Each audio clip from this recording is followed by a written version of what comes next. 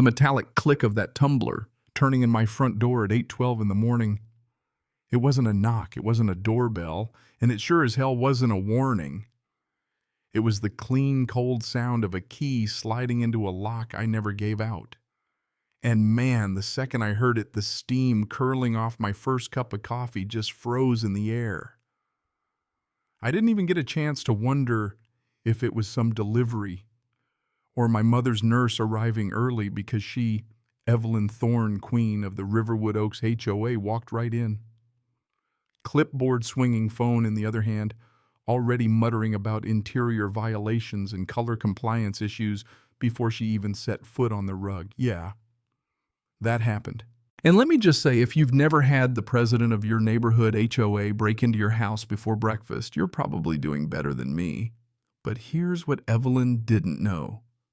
She hadn't just waltzed into the home of some quiet, harmless, recently retired widower the way I'd been letting everyone in Riverwood Oaks think. No, she'd just broken into the house of the county sheriff, me, and started stacking up her own evidence file before she even knew what hit her. I stood there in my worn flannel shirt, the paper still open on my lap, while that lock clicked and those footsteps marched in.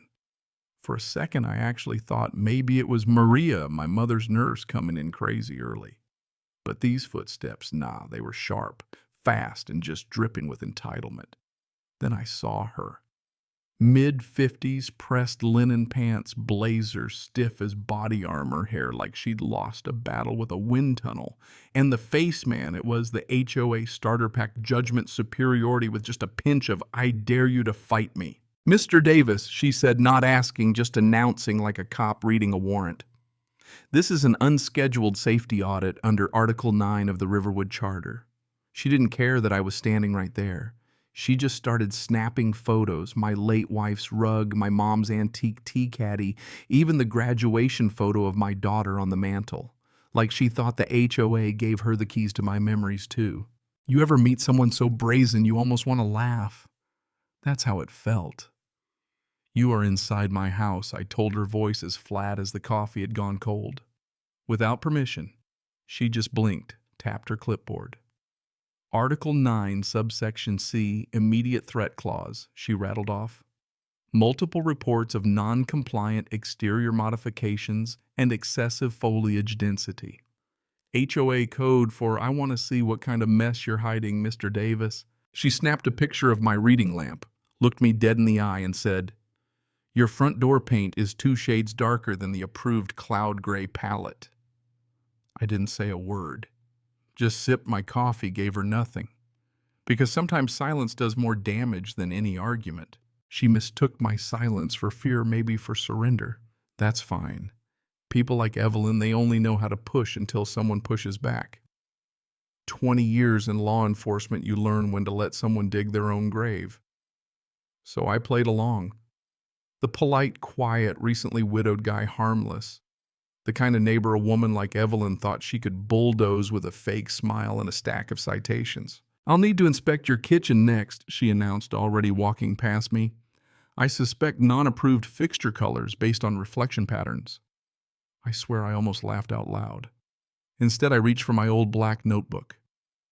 Time date description. Unauthorized entry. Female 50s claimed authority. Habit. You know, old cop instincts log everything. I let her wander, let her photograph the blinds, the coffee maker, even my daughter's cactus. She mumbled to herself.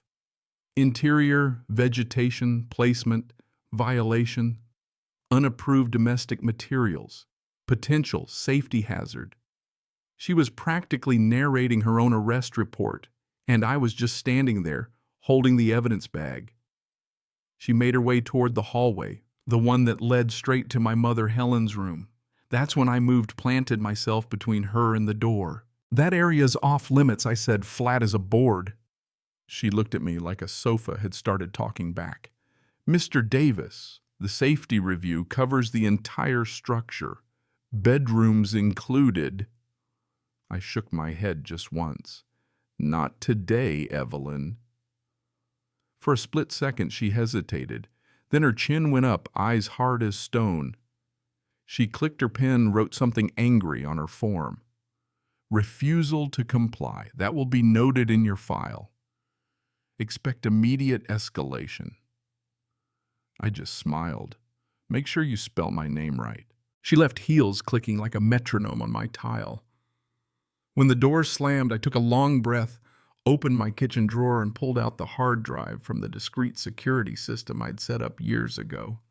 Every second of her inspection was now saved. She thought she'd just given me a headache. She'd actually handed me the opening scene of a felony complaint. Sometimes the best way to catch a liar is just to let them talk. By the time she left, I had 12 minutes of 4K video illegal entry, unauthorized inspection, and a half dozen photos of my private life. She'd practically built her own case file. She just didn't realize who it was for. So you let them feel powerful. They always overreach. By noon, my phone buzzed Riverwood Oaks Community App new compliance notice. She'd already logged me as a high-priority threat.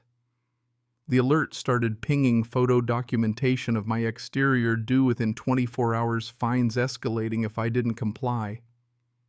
I screen recorded every one of them. I took a slow drive around the neighborhood in my beat-up Ford.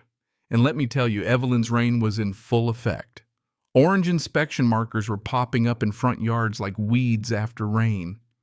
When I passed Lot 42, her SUV was parked sideways across 2 spots, hazard lights blinking, while she lectured a mom about the non-compliant color of her kid's swing set. I caught a few seconds on my dash cam. Evidence always. Back home, another notice. Unauthorized vegetation removal or repositioning. Photo of my mom's prize-winning tea roses, the same roses she and my father planted 30 years ago. The caption read, "Encroachment beyond boundary line." That one hurt. My mom's roses filed as a violation.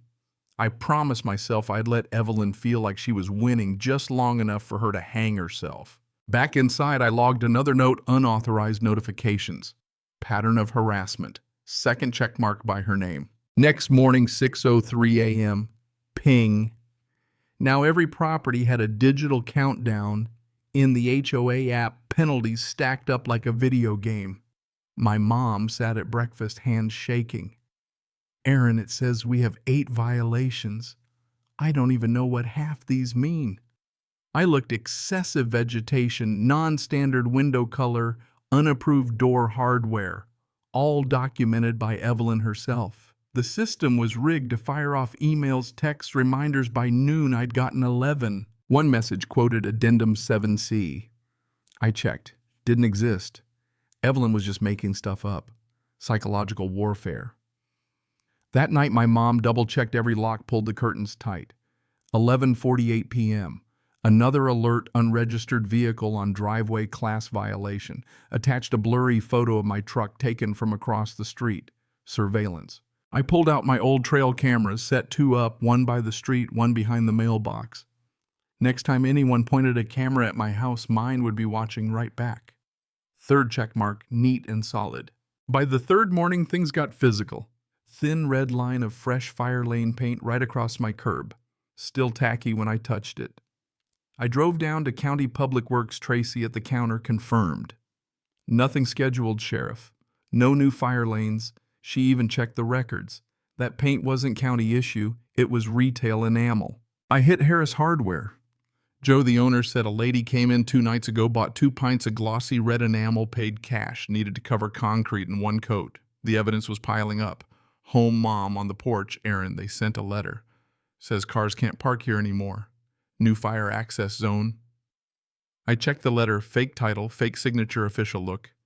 Calculated fraud. Trail cam footage showed her 2:17 a.m. headlights sweep the driveway, Evelyn in her blazer painting that curb.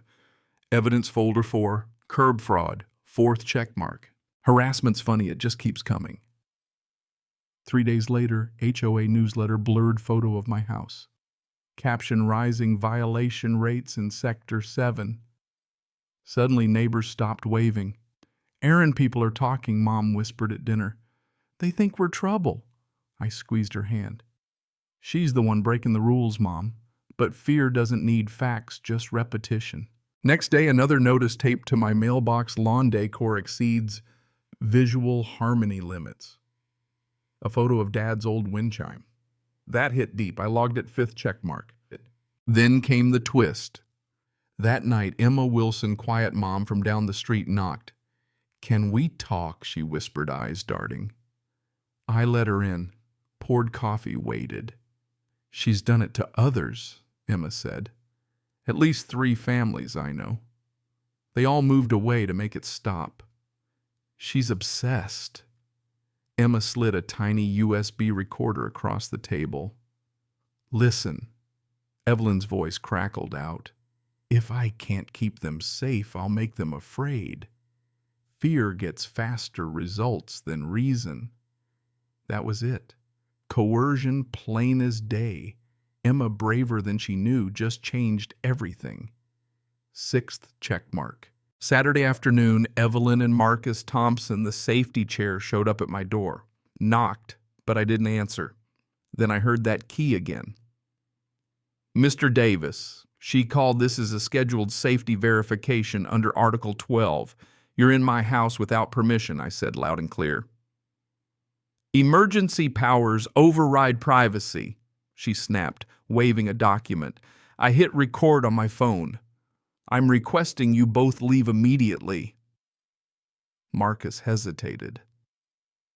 Evelyn marched right for the hall. "Stop," I said, voice low. "Remove your hand from that door." She froze, smiling, still thinking she'd win. "You really should read your charter, Mr. Davis."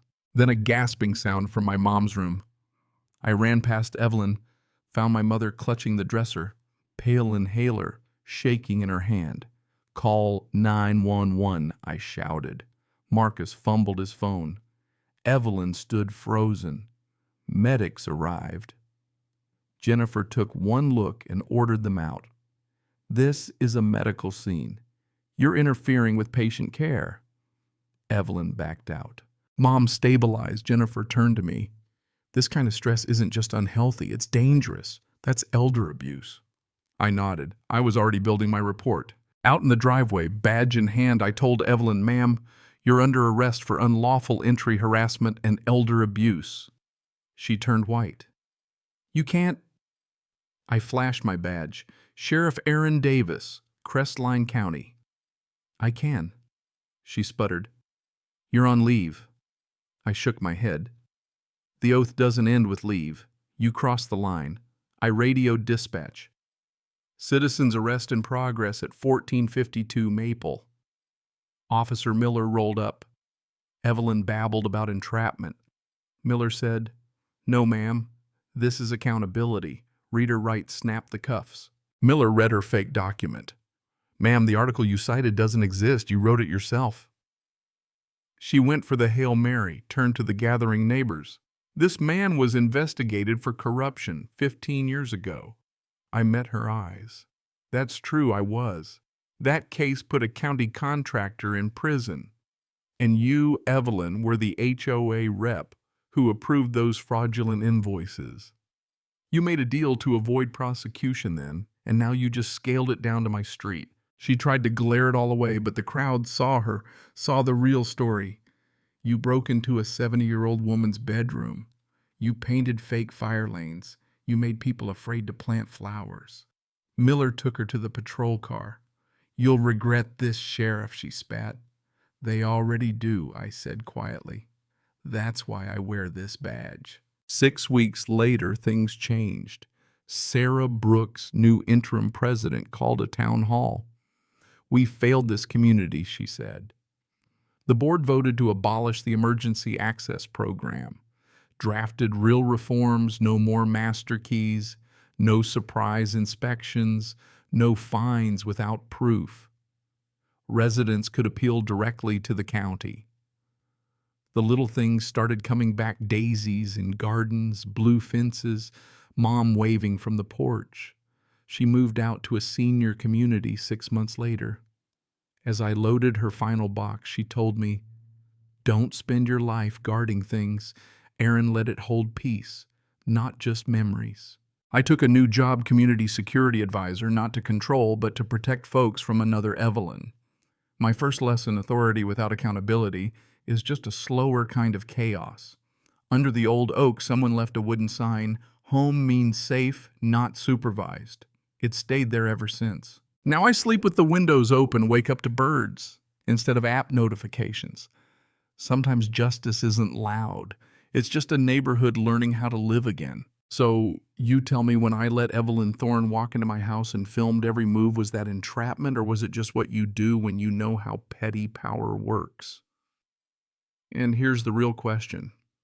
Where's that line in your community? When does order become control? Ever had your own Evelyn Thorne?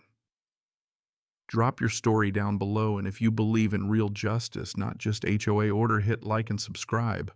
I want to hear what your street sounds like too.